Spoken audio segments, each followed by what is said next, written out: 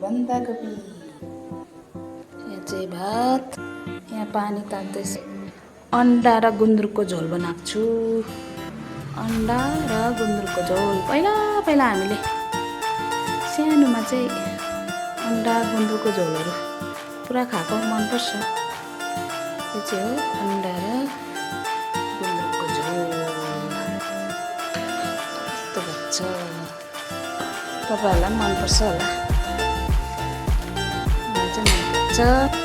नानीहरू अलिसा चाहिँ स्कुलको लागि रेडी हुँदैछ।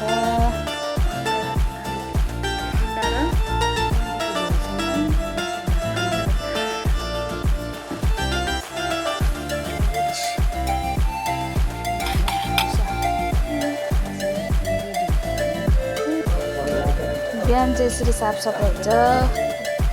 केटाहरूले बेडहरू मिलाएर चिटिक्कै राख्छ, मिलाउँदैछ। यो कोही यसरी बसिरहेको छ। यसरी मिलाएर बिहान चाहिँ जुत्ता यसरी निस्किन्छ। अधि बिहानको सक्दा नसक्दा अब 12 बजीको लन्च भन्ने होइन। लन्चमा चाहिँ आज चाउमिन बनाइदिनु आँटेको नानीहरूलाई।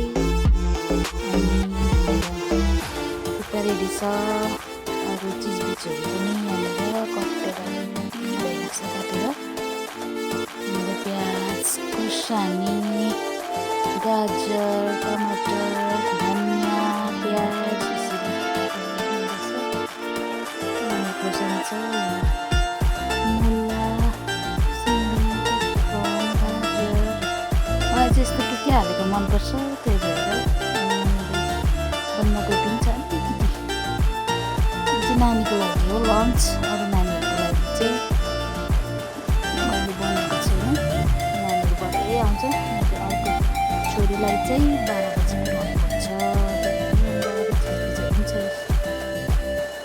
सबै यहाँ रेडी राखेर अब चाहिँ नुन थुक्पाहरू सबै रेडी भइसक्यो। सामानहरू रेडी गरिसकेको छु। अब तेल तात्दैछ मेरो यहाँनिर।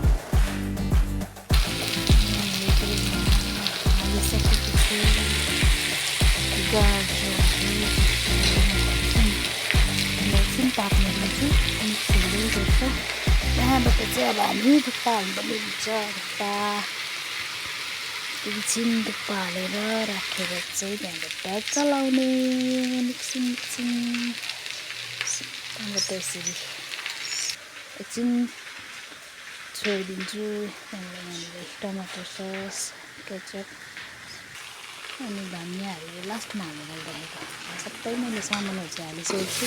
तपाईँहरूलाई के हालेको मनपर्छ आफ्नो आफ्नो टेस्ट हो है।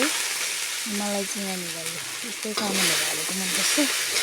त्यही भएर बनाउँदैछु। चाउमिन चाहिँ मेरो लगभग हुनु नै आँटेको छ। यतिको भइसकेको छ। अझै यसलाई पाक्नु दिनुपर्छ। अन्त यतिको भएको छ।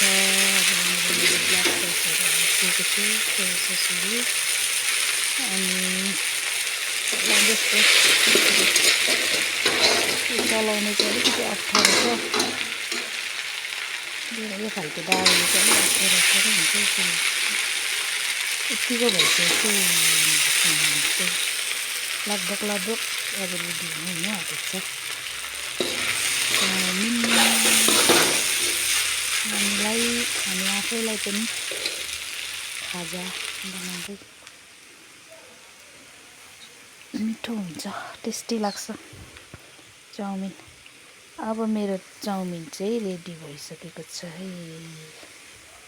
यहाँनिर यस्तो भएको छ। अब फेरि म यसलाई माथिबाट धनियाँ प्याजहरू हालेर सर्भ गर्छु। रेडी भइसक्यो मेरो यो सबै कुराहरू। थ्याङ्क यू हेरिदिनु भएको।